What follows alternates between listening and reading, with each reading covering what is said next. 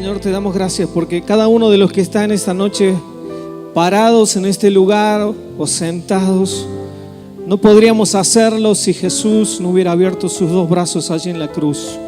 Puede levantar su mano y decirle gracias, Señor. Si te coronamos es porque alguien abrió sus dos brazos por mí. Ninguno de nosotros merecíamos nada de parte de Dios y Dios dio absolutamente todo. Y cuando miramos un poquito para atrás en nuestras vidas nos damos cuenta de que Dios siempre, siempre, siempre ha estado. Dios nunca nos ha dejado. Y saben que es lo mejor y lo más maravilloso que Él ha prometido. No solamente que no te iba a dejar, sino que nunca te iba a abandonar y que iba a estar con cada uno de nosotros hasta el último día de nuestras vidas y hasta el fin del mundo. ¿Cuántos pueden dar gloria a Dios ahí donde están? ¿Cuántos pueden tener la seguridad de que Dios no me va a dejar? Dios no te va a dejar. Si tu espíritu o tu alma lo tiene que entender, repetíselo y decirle: Dios nunca me va a dejar. Si lo experimentaste, decite: Dios nunca me ha dejado. Y si no lo has experimentado, decí: Dios nunca me va a dejar. Dios nunca me va a abandonar. Yo me puedo equivocar, pero Dios sigue siendo fiel. Los hombres cambian, pero Dios no cambia. Dios es eterno. Dios no te va a fallar. Cualquiera de nosotros puede llegar a fallarte. De hecho lo hacemos, pero Dios no. Dios sigue siendo fiel. Él nunca cambia. ¿Cuántos pueden decir amén? Dios les bendiga.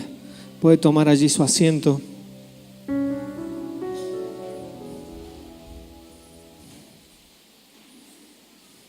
Antes de comenzar, mientras abre su Biblia allí en el libro de Génesis, me dijeron, recién lo sugiere, que había unos nenes subidos arriba de los ladrillos ahí. Por favor, papá, mamá, si lo pueden ver, y no eran chiquitos porque se habían parado arriba de los ladrillos y es peligroso que se lastimen, que se caigan.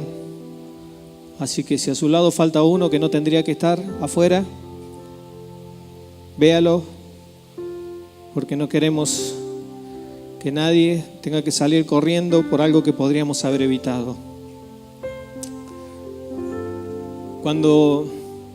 Soy uno de los que cuando empieza el año me gusta tomarme desafíos con la lectura de la palabra. Y a veces empiezo de nuevo los evangelios y a veces empiezo a leer algún libro que he leído pocas veces en las escrituras.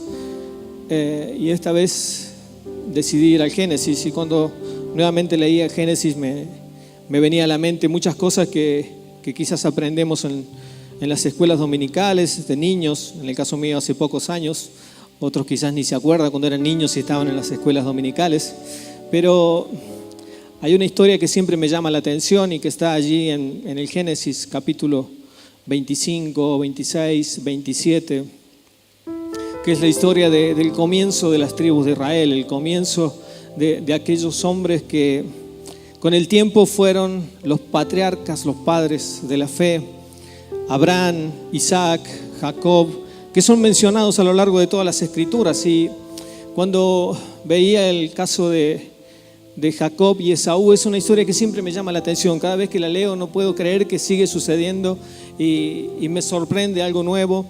Y eso que la he leído varias veces, y cada vez que llego a esa parte uno piensa que ha descubierto todo, pero el Espíritu Santo es tan maravilloso que nos sigue hablando una y otra vez. Y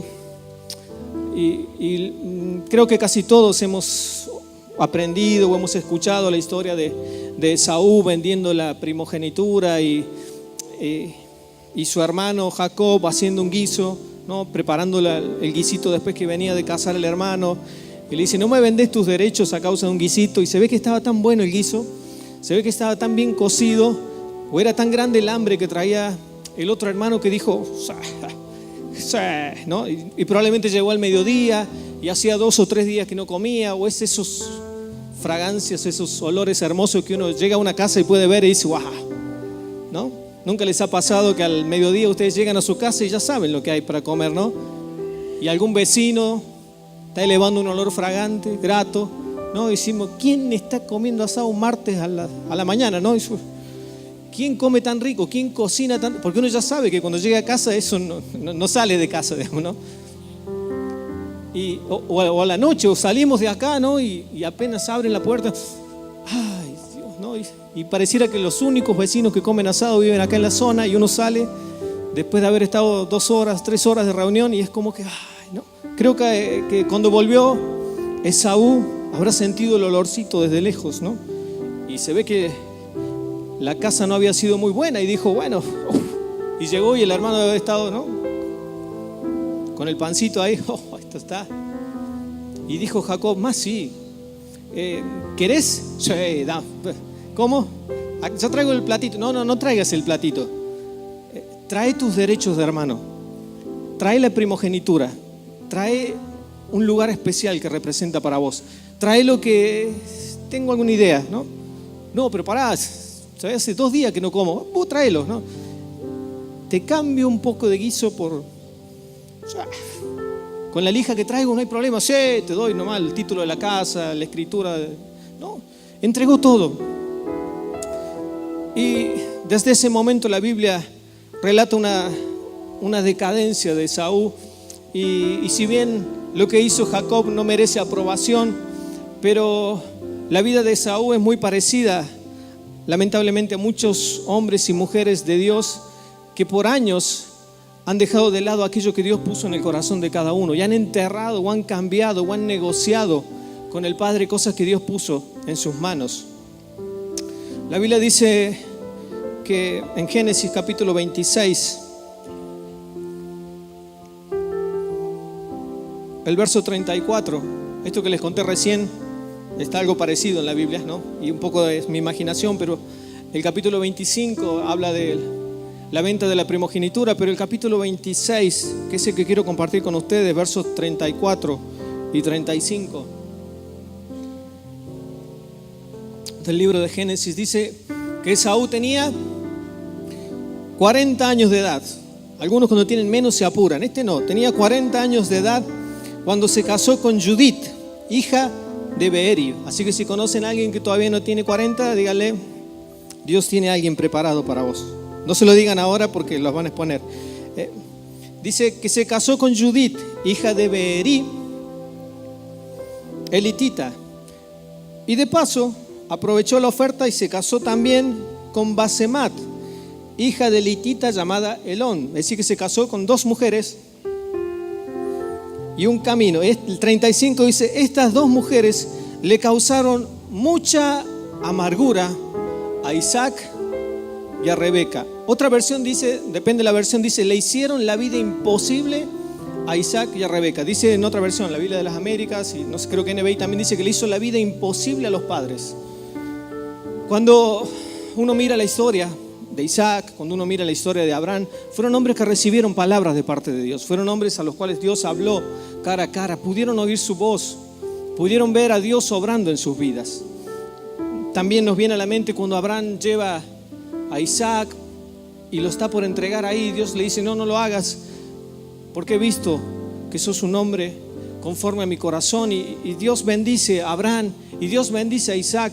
Pero hay algunos patrones que se repiten tanto en Abraham como en Isaac, que fue, por ejemplo, que tanto Abraham como Isaac dijeron cuando se movieron en ciertas circunstancias y llegaron tanto a Egipto como ante Abimelech, ellos tenían una esposa muy linda y ambos dijeron, es mi hermana, para que los hombres no se acercaran a ellos. Y ambos mintieron y me llamaba la atención que Abraham lo hizo en 2 ocasiones. Dijo, Sara es mi hermana. No lo dijo una sola vez, lo dijo 2 veces. Y eso que Dios ya lo había llamado la atención. E Isaac hizo lo mismo. Y cuando en nuestras vidas o en nuestros casos, aquellos que somos papá o aquellos que son hijos, cuando ven cosas en nuestras casas o vemos cosas en nuestras casas que probablemente sabemos que no tiene la aprobación de Dios, no nos damos cuenta de lo que estamos sembrando, no solamente con nuestros hijos, con nuestro entorno, en nuestro ambiente. Cuando hacemos cosas que no son aprobadas por Dios, alguien lo está viendo, ¿no? Siempre alguien nos está mirando, siempre alguien nos está observando. Desde que tenemos el contacto con la primera persona con la que vemos cuando nos levantamos, siempre alguien nos está observando.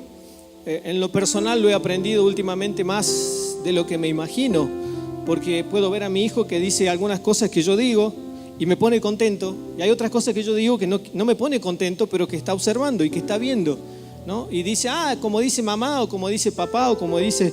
y ahí uno se da cuenta que,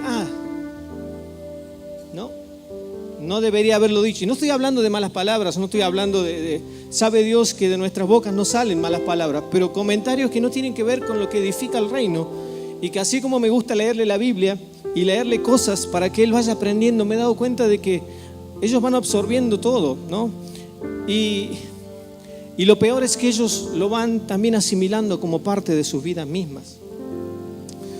Esaú habrá visto muchas cosas en su padre, habrá visto muchas cosas buenas y quizás otras cosas dignas de reprobar. Su hermano Jacob habrá sido algo similar. Pero Dios le había dicho a Isaac que tus hijos no se junten con las mujeres de otras naciones, mucho menos con las cananeas, porque yo repruebo ese tipo de relaciones. Pero Esaú, luego de haber vendido su primogenitura, dijo, bueno, desde ese momento él comenzó una línea descendente de su vida. En todo lo que él hacía, él necesitaba lo que en sanidad interior se llama la triple A, ¿no? Y esto no tiene que ver con Alianza Anticomunista Argentina. Dios nos libre de esa etapa nefasta de la historia argentina, ¿no? Porque esto es lo que, ¿no? Creo que Lili lo suele enseñar: el amor, la aceptación y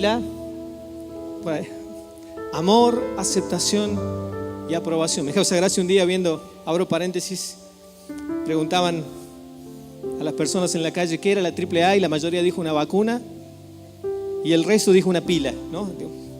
Pero cuando nos falta el amor, la aceptación y la aprobación, vemos el reflejo en Saúl, que luego de haber dejado de lado lo que Dios había puesto, porque Saúl fue el primero que nació y su hermano nació prendido del talón.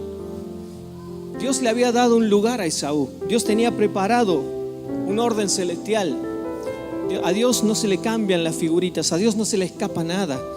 Y cuando Esaú dice, más sí, no me importa ser el segundo, tengo hambre, entrego por lo que sea, por un platito de comida entrego. No nos damos cuenta de que él estaba entregando y poniendo a disposición de su hermano algo que Dios había dado para él, que era ese primer lugar como hermano. Y no tener cosas arregladas del pasado, cuando no lo sanamos, esas heridas desfiguran la imagen de Dios, la imagen de Padre, la imagen de Dios en cada uno de nosotros. Cuando no sanamos el pasado, la imagen de Dios se va desfigurando en cada uno de nosotros. Y no solamente que perdemos nuestra identidad, sino que aún nos afecta en el presente, pero lo peor es que hipotecamos el futuro. Cuando no hemos sanado aquello que está atrás nuestro, tarde o temprano vuelve. Y cuando Esaú dejó de lado aquello que Dios había puesto en su mano, cada una de las decisiones que Esaú tomaba, cada uno de los pasos que él daba en su vida, lo único que buscaba era la aprobación nuevamente de su padre, recuperar ese lugar donde él en un momento estuvo. Una situación de hambre lo llevó a Esaú a vender ese lugar que Dios había preparado para él. Pero Esaú, a partir de ese momento, trató de buscar soluciones en la tierra de algo que había sido establecido en los cielos. Y cuando menospreciamos aquello que Dios estableció en los cielos para cada uno de nosotros, todas las decisiones que tomamos aquí en la tierra no es otra cosa que un cúmulo de situaciones que nos van llevando a buscar la aprobación del Padre, pero que finalmente no lo encontramos. Porque cada uno de nosotros, el que está al lado de ustedes, y aunque no les parezca, pero el que está al lado de ustedes es alguien que ha sido escogido por Dios para algo específico. Y mientras no lo haga, Dios no va a andar buscando otro. Dios está esperando que ustedes y yo hagamos lo que Él está esperando que hagamos. Quiero que mire por favor al que está al lado.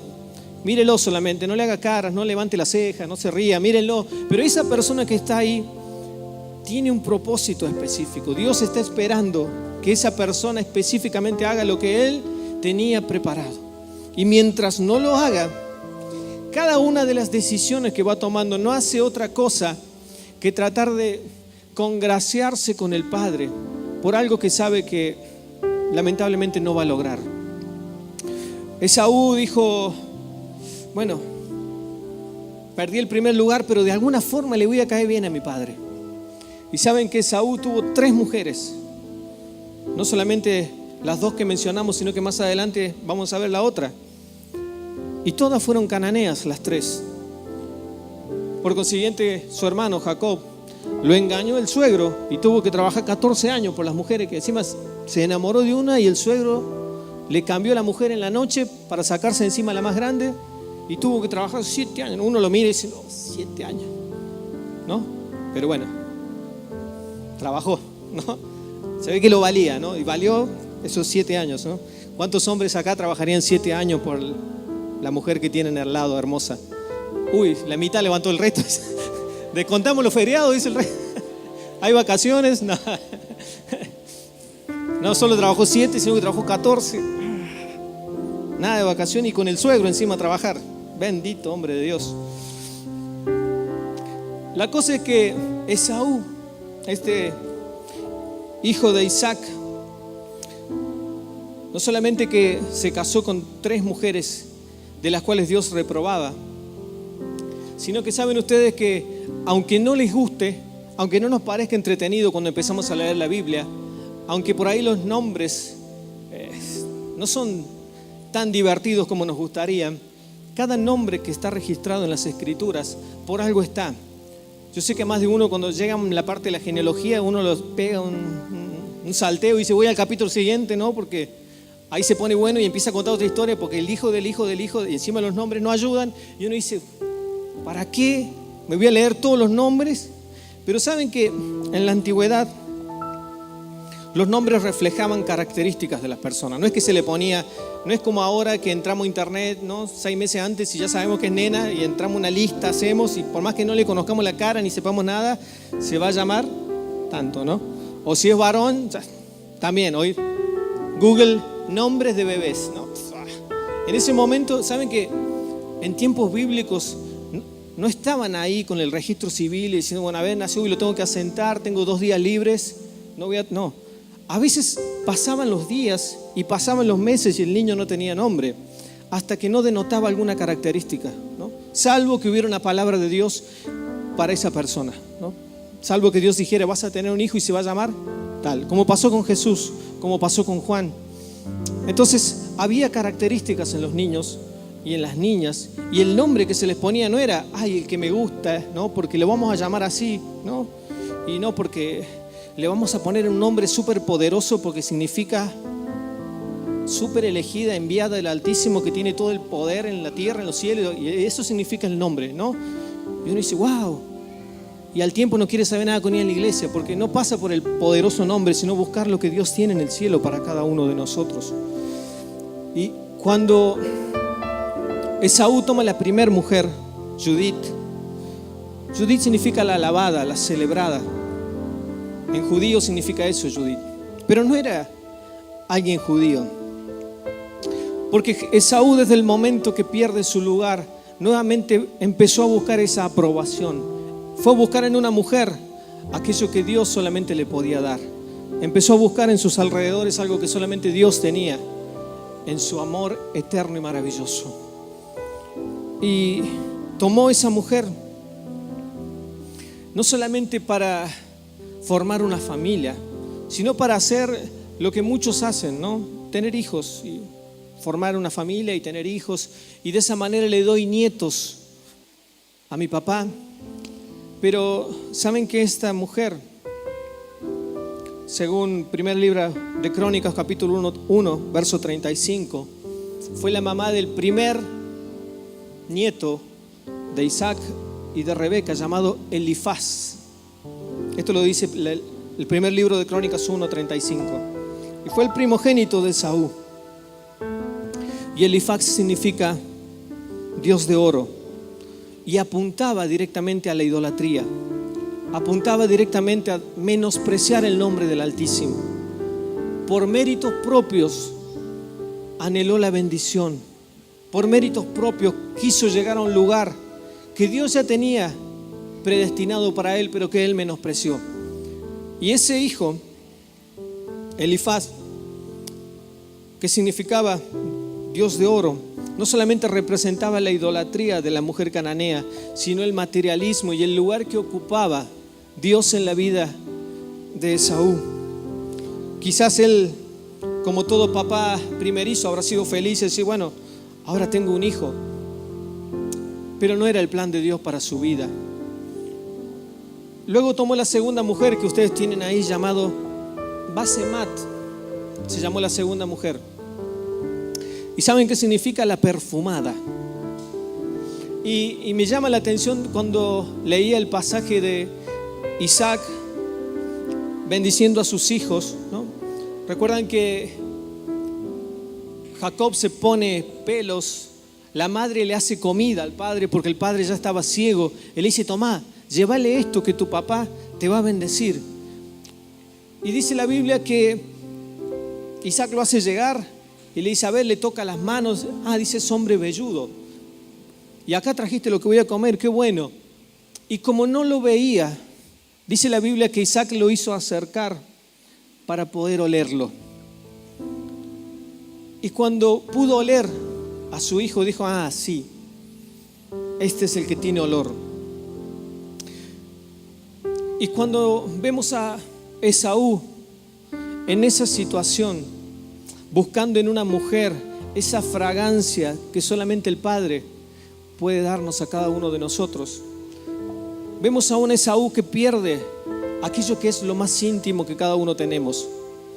Saben que, y acá no quiero que miren a su costado, pero cada uno de nosotros tiene un olor único.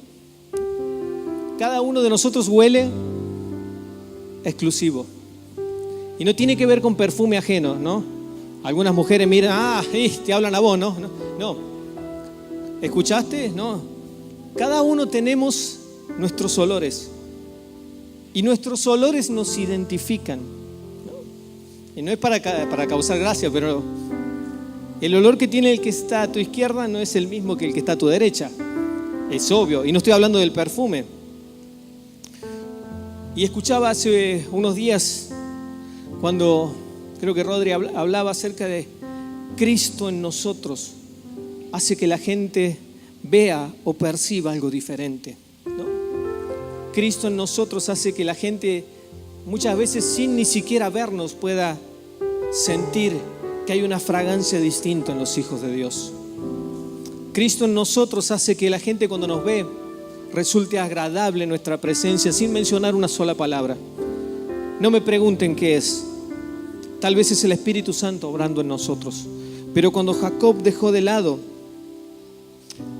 Esaú dejó de lado su intimidad con el Padre, hasta el olor era extraño. Cuando nos alejamos de Dios empezamos a oler mal. Cuando nos alejamos de la presencia de Dios, nuestro olor es diferente. Y saben que esta Basemat, la perfumada, la que olía bien, de ella se desprenden junto con Esaú uno de los pueblos que mayor oposición levantaron contra los hijos de Dios, que eran los edomitas. El pueblo de Edom es descendiente de Esaú y de esta mujer con la que él se juntó, la que olía lindo. Y durante la gran mayoría del Antiguo Testamento, el pueblo de Edom fue sumamente opositor a los planes de Dios. Se opuso todas las veces que pudo al pueblo de Dios. Y cuando uno menosprecia a Dios, cuando dejamos de lado y no nos damos cuenta de que Dios quiere tener una intimidad con nosotros y necesitamos ese perfume fragante de Dios, me llama mucho la atención de que este pueblo, los edomitas, se caracterizaban por ser perversos sexualmente. Todo tipo de degradación sexual que ustedes se pueden imaginar tienen origen en esta nación edomita. Todos contra todos, animales, muertos, lo que usted se imagina surge de esto. Porque algo creado tan perfecto como es la intimidad se desgasta totalmente y se menosprecia cuando Esaú decide no privilegiar a Dios y la intimidad con Dios y empezar a vivir una vida inmoralmente alejada del Padre. Y la intimidad se volvió algo totalmente lascivo, lujurioso, reprobado por Dios.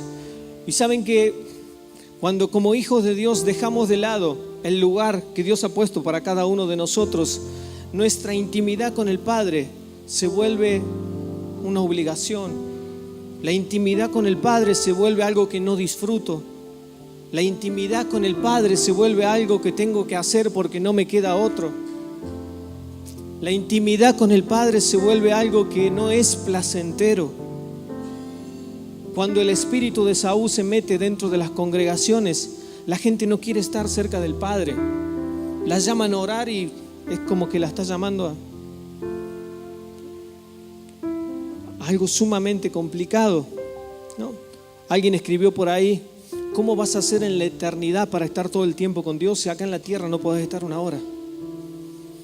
Cuando estamos en la presencia del Padre, allí es donde tenemos intimidad con el Padre. Y si no la tenemos con el Padre, nuestra intimidad deja de ser precisamente algo que Dios disfrute, y lo peor es algo que yo no disfruto. ¿Conocen gente que se ha arrodillado delante de Dios y que no tiene ninguna palabra para decirle? ¿Conocen gente que a veces hemos estado en una ronda y decir, bueno, vamos a orar todos, y no se le cae una palabra? Y no digo porque es una persona nueva, digo porque quizás le cuesta, porque no tiene nada para decirle a Dios. Porque ya la intimidad con Dios ha pasado a un segundo plano, algo que ni siquiera me toca, algo que no me afecta, algo que no necesito. Por algo el autor de la carta a los Hebreos en el capítulo 12, verso 16, dice que Esaú era el profano, y en ningún otro lado se lo menciona con esa característica. Hebreos capítulo 12, verso 16, cuando está hablando de los hombres de Dios, menciona a Esaú, le pone una coma y dice el profano, porque él prefirió llevar su intimidad a aquello que Dios desaprueba que pasar la intimidad con su padre. Y saben que este pueblo edomita, al cual Dios le dijo al pueblo de Israel ni se acerquen a ellos por las prácticas en su gran mayoría sexuales que tenían, en el libro de Números son los que se opusieron al avance del pueblo de Israel cuando iba por el desierto, y eso produjo desgaste y eso produjo muchas muertes en el desierto porque el pueblo de Edom se le interpuso, y eso desanimó, dice Números 21, al pueblo grandemente, porque la falta de intimidad con Dios nos desanima, nos desalienta, no vemos expectativas, no avanzamos, no crecemos. La falta de intimidad nos vuelve apáticos a los planes de Dios y a lo que Dios tiene establecido en la eternidad. Sin embargo, el pueblo de Israel siguió avanzando, y no contento con lo que había hecho Esaú, dice Génesis 28, verso 9, que Esaú tomó una tercera mujer llamada Mahalat. ¿Y saben qué significa Mahalat? Enfermedad. Y de esta palabra se deriva lo que nosotros conocemos hoy como gastado, desgastado, débil, enfermo, afligido. Y ese texto dice que Esaú se dio cuenta que su padre desaprobaba la relación con las mujeres cananeas y tomó a Mahalat, que era hija de Ismael. Es decir, que en pocas palabras se casó con una prima lejana para congraciarse con su padre, porque se había dado cuenta que Dios le había dicho, y Rebeca, a través de Rebeca y a través de Isaac, a Jacob: no te vayas a casar con una de estas cananeas o de aquellas que nos van a llevar por mal camino. Y lo manda a buscar, ¿recuerdan? Hijos en otras naciones. Anda a buscar en otro lugar donde haya una hija, una descendiente de Abraham, para que podamos mantener este linaje que Dios ha escogido. Y ese es el contexto de lo que leíamos al principio. Rebeca dijo: no quiero tener más nueras que no tengan que ver con el plan de Dios, porque eso va a destruir lo que Dios estableció en cada uno de nosotros. Isaac fue y tomó otra mujer, tratando nuevamente de conseguir la aprobación, la aceptación, el amor del Padre. Pero cuando tratamos de agradar a Dios bajo nuestros pensamientos, bajo nuestras fórmulas, cuando tratamos de agradar a Dios de acuerdo a nuestras ideas, por más brillantes que sean o por más originales que sean, si no es conforme a lo que Él reveló primero, nuestros esfuerzos se vuelven inútiles. Dios mismo es el que se revela a cada uno. Jesús dijo: yo no digo nada que no haya salido primero del corazón del Padre. Lo que yo digo primero se gestó allá. Jesús no hablaba y decía: bueno, hoy voy a hablar algo, que hoy tengo ganas de compartirles algo, muchachos, vengan que les voy a contar algo, ¿no? si no había salido del corazón del padre, él ni siquiera lo mencionaba. Cuando Esaú dijo, bueno, con esta mujer mi padre se va a poner contento, la Biblia no menciona eso. Por el contrario, tanto Isaac como Rebeca veían de que este hijo, este muchacho, cada día lo único que hacía era ir cada vez más abajo y más abajo en su relación. La Biblia dice en Génesis 33 que que Jacob llegó a tener 11 hijos en la nueva tierra donde él estaba, en Padán Aram. Pero Esaú solamente tuvo 5 hijos, porque Dios ya había empezado a bendecir a Jacob y ya le había empezado a dar el doble por haber ubicado su vida a los pies de Cristo, por haberse postrado ante el Padre y buscar esa bendición que lo hizo diferente. Cuando hablaba de lo que pasa en el pasado y nos afecta el presente e hipoteca el futuro, no sé por qué me vino el texto, creo que es de parte de Dios, un texto que todos conocemos, que se encuentra en Mateo capítulo 7, desde el verso 25 en adelante.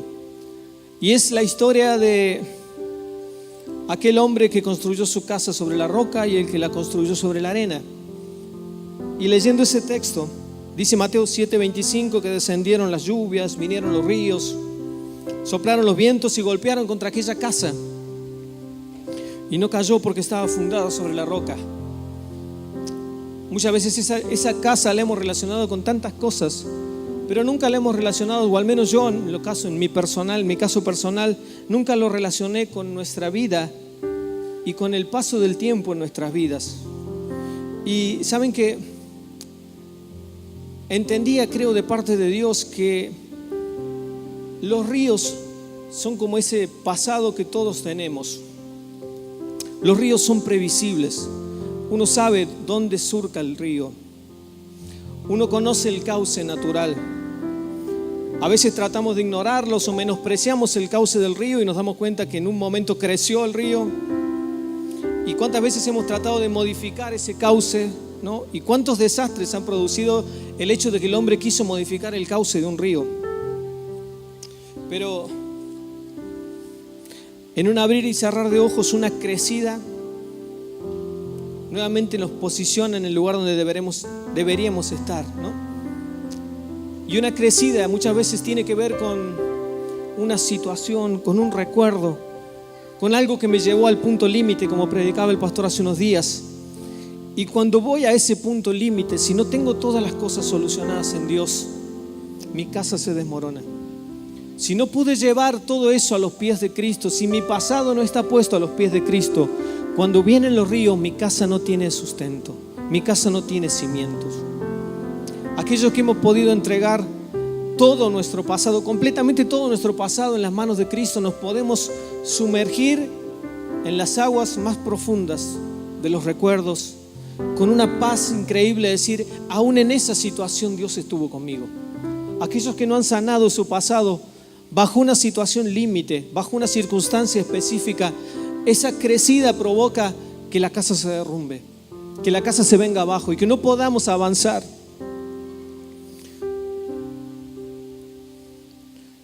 Jeremías capítulo 1, verso 5. Dios le dice a Jeremías: antes de que te formaras en el vientre de tu madre, yo te conocí. ¿Cuántos pueden cerrar sus ojos y decirlo en primera persona? Antes de que Dios me formara en el vientre de mi madre, Dios me había conocido. ¿Cuántos pueden cerrar sus ojos ahí? Quizás si te sirve levantar una mano, tocarte tu corazón y decir: antes de que me formara en el vientre de mi madre, Dios me había conocido. Eso mismo que Dios le dijo a Jeremías nos dice cada día. Quizás hay gente que ni siquiera conoce a su madre o a su padre, o piensa que los abandonaron o tuvo que vivir una situación difícil. Mi hermano, mi hermana, amigo que nos estás visitando, antes de que te formases en el vientre de tu madre, Dios ya te había conocido. ¿Cuántos le dan gloria a Él? ¿Cuántos pueden honrar el nombre de Dios? Señor, te bendecimos por esto, porque tu pasado está en manos de Dios. Nada de lo que te ha pasado fue casualidad. Dios siempre te tuvo en sus manos. Dios siempre te ha tenido sostenido en su mano. Su diestra te ha sostenido. Y deja que el Espíritu Santo por unos segundos nomás te pueda hacer ver que Él estuvo ahí.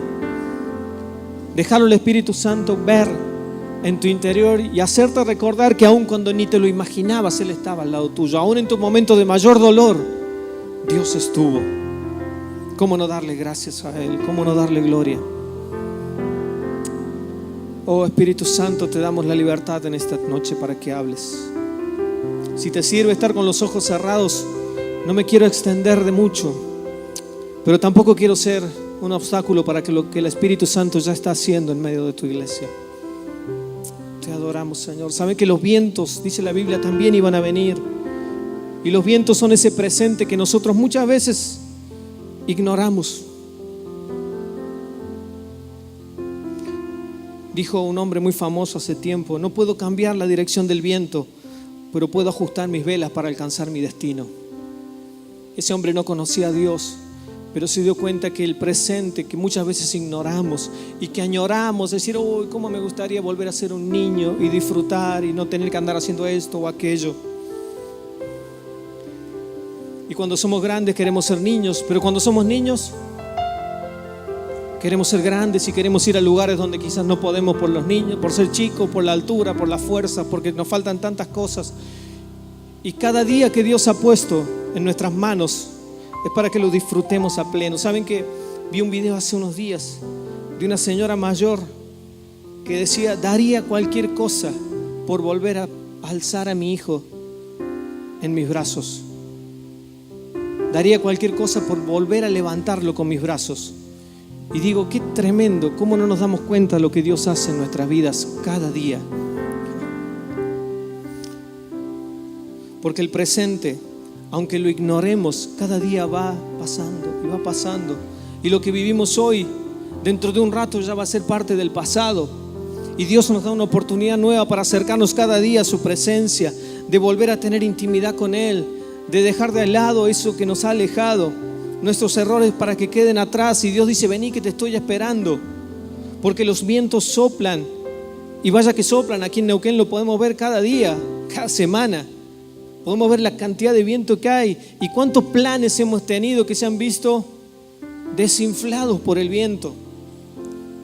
Cuántas cosas hemos programado y el viento nos hizo cambiar todos los planes, porque nuestro presente sigue estando en manos de Dios. Recordaba a los discípulos en medio del mar y en medio de la tempestad, en medio de los fuertes vientos, dijo Jesús: ánimo, tengan paz, no tengan miedo, yo estoy con ustedes. Cerra tus ojos un segundo y decirle: Señor, mi presente está en tus manos. Mi pasado ha estado en tus manos, pero hoy te puedo decir que mi presente está en tus manos. Quizás no tengo todo lo que tenga que quiera, quizás no he logrado todo lo que vos planeaste un día, pero aún este día de hoy está en tus manos. Señor, me frustran muchas cosas, no me doy cuenta de lo que sucede. Hay cosas que quisiera cambiar de mi vida, hay cosas que no soporto hoy en día, pero mi amigo, mi amiga, mi hermano, mi hermana, Dios tiene tu futuro, tu presente y tu pasado. Dios tiene cada día de tu vida en sus manos, y a menos que estemos en su presencia, en su intimidad, nunca vamos a descubrir la plenitud del propósito de Dios. Jesús dijo: basta cada día su propio afán. Hoy es un día, hoy es el día que hizo. El salmista decía: este es el día que hizo el Señor. Nos gozaremos y nos alegraremos solamente en Él. Y no dijo: bueno, la semana pasada estuvo buena. Dios dijo: este es el día que hizo el Señor. Dale gracias ahí donde estás. Decirle: Señor, gracias por este presente. Quizás no es el mejor presente de tu vida. Quizás hay momentos en los que dijiste: estuve mejor en otro trabajo, en otra situación, con mi hogar, con las finanzas, con la familia. Me acuerdo de días. Este es el día que Dios hizo para vos. Es un día para consagrarlo a Él y decirle: Señor, gracias por este presente maravilloso que me estás dando. Quizás podés tener los mejores recuerdos del pasado, pero no vas a volver ahí.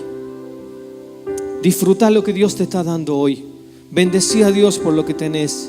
Aprende a ser agradecido por lo que tenés hoy.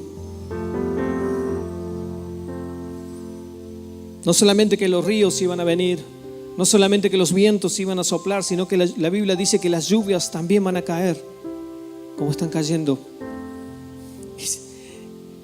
Y bendito sea el nombre de Dios, porque no le dije a Dios que lloviera, pero Él lo está haciendo. Las lluvias son impredecibles, como nuestro futuro. Yo no sé lo que Dios tiene para mí dentro de unos años. Y es más, si ustedes me preguntaban hace 5 años dónde yo iba a estar, les puedo asegurar con toda la fuerza de mi corazón que jamás en mi vida se me hubiera ocurrido estar aquí en Neuquén. Por consiguiente, ni les aseguro dónde voy a estar dentro de 5 años. Si hace 5 años me preguntaban si pensaba tener 2 hijos neuquinos, olvídense, no estaba ni preparado, ni soñado, ni imaginado. Hoy los puedo disfrutar, porque Dios tiene el futuro en sus manos. Y cuando vienen las lluvias, que hoy más que nunca nos damos cuenta de que no hay pronóstico que lo pueda anticipar, porque muchas veces nos dicen mañana va a llover y tenemos un sol impresionante, y nos dicen mañana va a estar hermoso y se raja el cielo lloviendo, ¿no? Y los que se casan dicen, bueno, hoy que no llueva, y de pronto el pronóstico, van viendo 15 días antes el pronóstico extendido, extra largo, y de pronto Dios dice que llueva. No. O queremos hacer el cumpleaños de nuestros hijos en el patio y se inunda todo, porque no es algo que yo puedo manejar. El futuro está en sus manos. Y el futuro, ¿saben qué, hermanos? El futuro no es un problema. El problema es no estar preparados para el futuro. Y no hay mejor preparación que planificar nuestras vidas en la esperanza, en la roca eterna. Porque el pasado, el presente y el futuro tienen que estar cimentados en esa roca maravillosa, para que cuando venga el viento, cuando vengan los ríos, cuando venga la tormenta, ni mi pasado, ni mi presente, ni mi futuro destruyan mi casa. Esaú nunca se dio cuenta que su pasado lo estaba condicionando en el presente, y mucho menos se dio cuenta de que su futuro estaba siendo condicionado a causa de dejar a Dios de lado, a causa de menospreciar el lugar que Dios tenía para él. No te muevas del lugar donde Dios te ha puesto. Si hoy no entendés dónde Dios tiene un lugar para vos, eso se soluciona en su presencia. No esperes que alguien te diga qué es lo que tenés que hacer, porque ¿saben qué? Dice la Biblia en el Salmo 90: antes que nacieran los montes, el verso 2, y de que formaras la tierra y el mundo, desde los tiempos primeros y hasta los tiempos postreros, tú eres Dios. Otra versión dice del principio hasta el fin, y otra versión dice desde los siglos hasta los siglos, pero todos terminan de la misma manera: tú eres Dios. Puedes cerrar tus ojos ahí donde estás y decirle: Señor, tú eres Dios. Desde el principio hasta el fin tú eres Dios. Puedes cerrar tus ojos y decirle: Señor, tú eres Dios. Tu pasado está escondido en Dios, tu presente está sostenido en Dios, tu futuro está en manos de Dios. Me produce tanta decepción ver la gente que pone la esperanza en un cambio de gobierno, en una gestión, en un ministro, en lo que sea, aún en gente de la iglesia, olvidándose de que nuestra esperanza está en Dios. Porque los hombres se levantan, los hombres caen. Sin embargo, Dios sigue siendo Dios. Como aprendimos estos días, Dios es el mismo ayer, hoy y por los siglos de los siglos. Hubo una mujer llamada Eleanor Roosevelt que dijo: el ayer es historia, el mañana un misterio. El día de hoy es un regalo, por eso se llama presente. La mayoría lo vimos en Kung Fu Panda, pero esa frase habla de que Dios tiene el control de tu vida. Dios tiene el control de tu historia. Lo que has vivido no ha sido un error. Lo que hoy estás viviendo no es un error. No sos el producto de un descuido de papá y mamá. Sos alguien planificado en la eternidad con un plan divino y maravilloso. Y no terminar como Esaú depende de que podamos vivir una vida en intimidad con el Padre, tener el olor que el Padre quiere que tengamos, llegar a su presencia con la libertad de decir: papá, acá estoy. Y saben que nuestros hijos, aunque no nos bañemos, corren a nuestros brazos.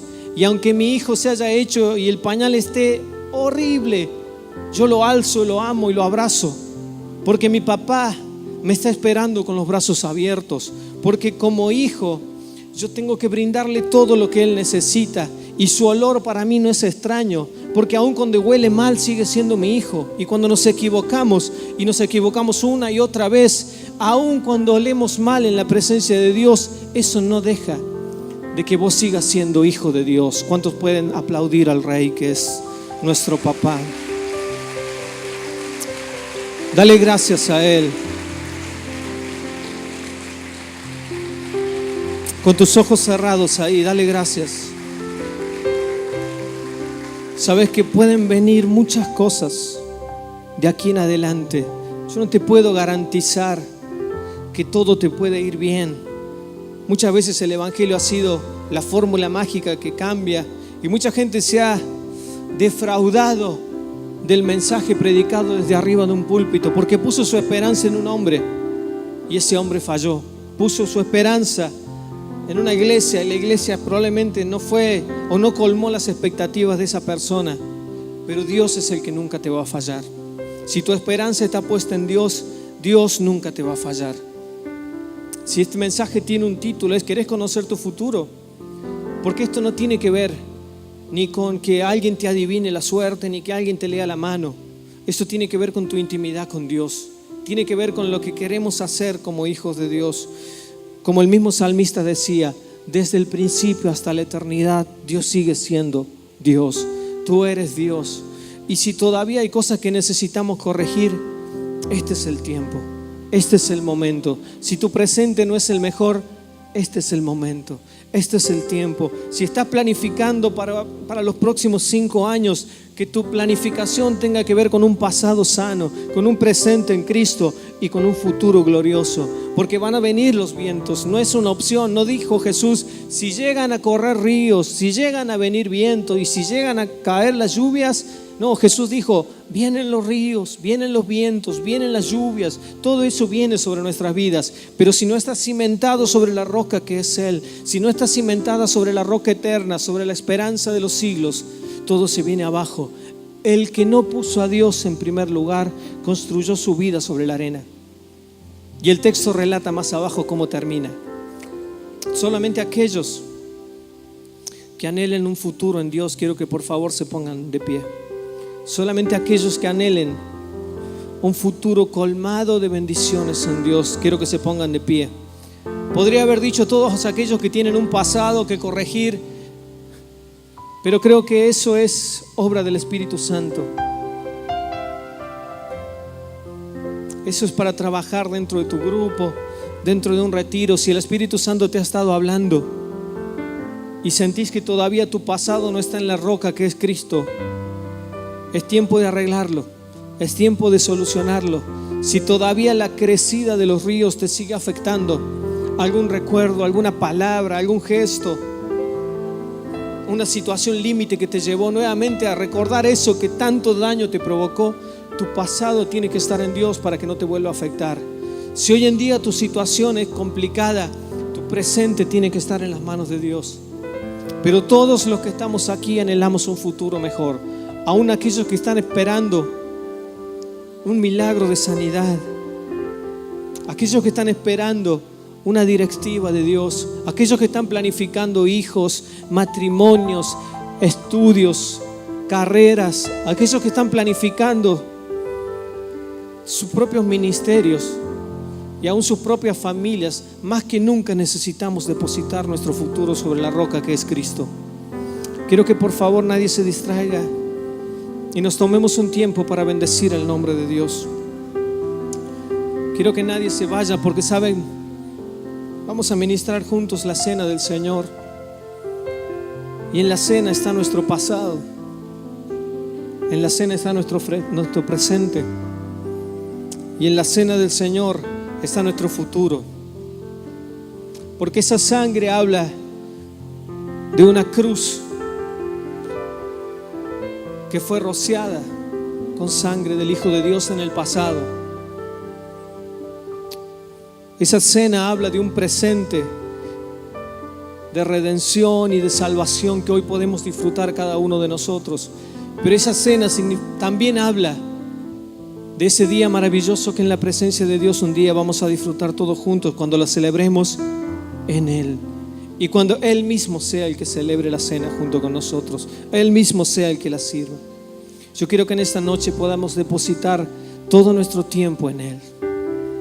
Ahí donde estás, te invito que por favor, si nunca lo hiciste, levanta tus manos a Dios y decirle: Señor, toda mi vida está en tus manos, toda mi historia está en tus manos, mi pasado está en tus manos, mi presente está en tus manos y mi futuro está en tus manos.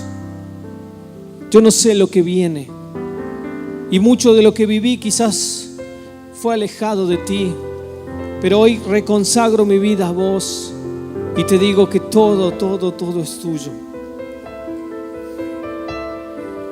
Aquellos que tienen hijos, bendigan el futuro de sus hijos, proyéctense en ellos, corrijan o corrijamos todo lo que tengamos que corregir para que su futuro sea glorioso y no repitiendo los errores que hemos cometido nosotros. Si los tenés acá adentro, bendecilos, extendé tus manos y bendecilos. Si los tenés lejos, extendé tus manos hacia ese lugar y decirle: Señor, que aún ese futuro glorioso que vos tenés planificado para ellos comience a cumplirse a partir de este momento. Si están lejos de Dios, empezá a enviar una palabra que en los aires hable de la restauración, hable de la reconciliación, hable de la restauración que Dios tiene para las familias. Porque el plan de Dios es que como hijos de Dios podamos acercarnos a su presencia. Como familias, en la antigüedad los clanes, las familias se acercaban completas a Dios. Hoy el diablo ha destruido mucho de eso, pero como hijos de Dios enviamos palabra de bendición sobre las generaciones siguientes. Bendecimos a nuestros hijos que están aquí en el salón de al lado. Hablamos bien de las nuevas generaciones, hablamos bien. Ningún hombre, ninguna mujer les va a hacer daño, ningún sistema les va a afectar. Nuestro futuro y el futuro de las generaciones siguientes están en manos de Dios, la roca de los siglos. Nuestros hijos, nuestros nietos, nuestros bisnietos, nuestros tataranietos, si Dios no viene antes, están cimentados en la roca que es Jesucristo. Ellos no repetirán nuestros errores, ellos no se van a confundir como nosotros, ellos caminarán en santidad, ellos no repetirán los errores de Esaú. Es más, nadie va a tocar lo santo, nadie va a contaminar lo santo. Ninguno se va a ir detrás de algo que no es santo, sino que van a vivir en santidad para gloria de Dios. Señor, te decimos que sos el mismo ayer, hoy y por los siglos. Cerrá tus ojos ahí y decirle: Señor, vos sos el mismo ayer, hoy y siempre. Vos sos el mismo ayer, hoy y siempre. Sos el mismo ayer, hoy y siempre.